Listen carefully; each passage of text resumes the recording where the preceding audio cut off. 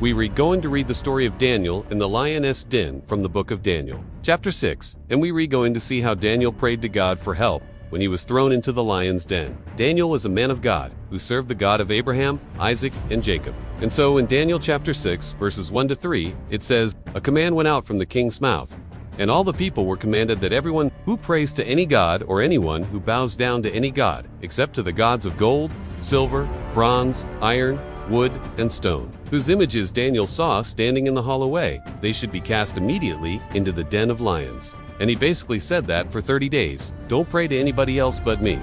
He didn't stop praying. So what happened? Well, he was unharmed. And then the king ordered that Daniel be thrown in the lion's den again without any food. He was not afraid to pray when he was alone. And let's learn from him to never stop praying, no matter what.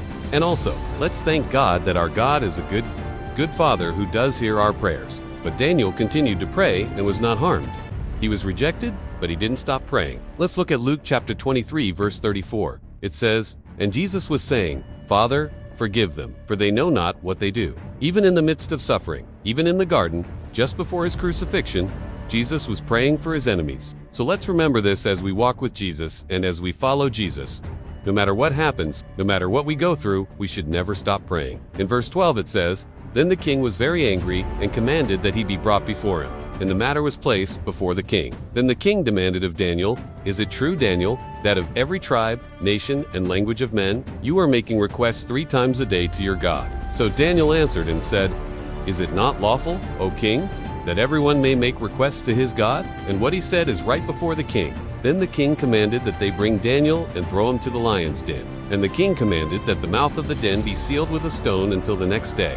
And the king gave the command. And it was done. Okay, pray to me. Bow down to me.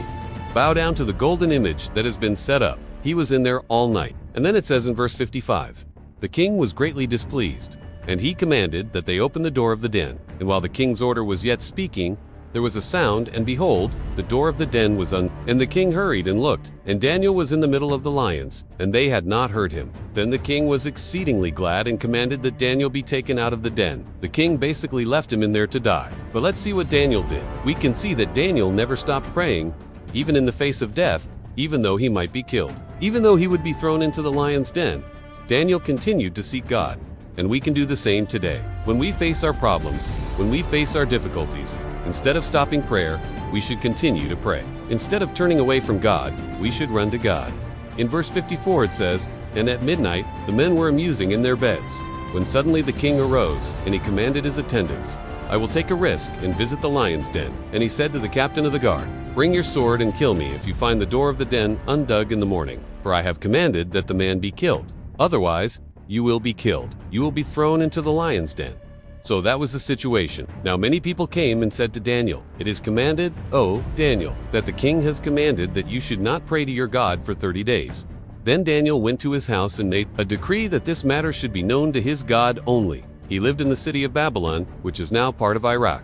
And this was a time when the Jews were taken captive by the Babylonians, but also released to go back to Jerusalem. And Daniel goes home, and he tells his friends not to tell anyone, but he's going to pray to God in secret. So in verse 10, it says, "When Daniel knew that the writ had been published, he went home, and in his upper room, with his windows open toward Jerusalem, he got down on his knees 3 times a day and prayed and gave thanks before his God as he had done previously. But many of them chose to stay in Babylon, because it was a great city with lots of opportunity. So Daniel was one of those people that stayed behind, along with other Jews.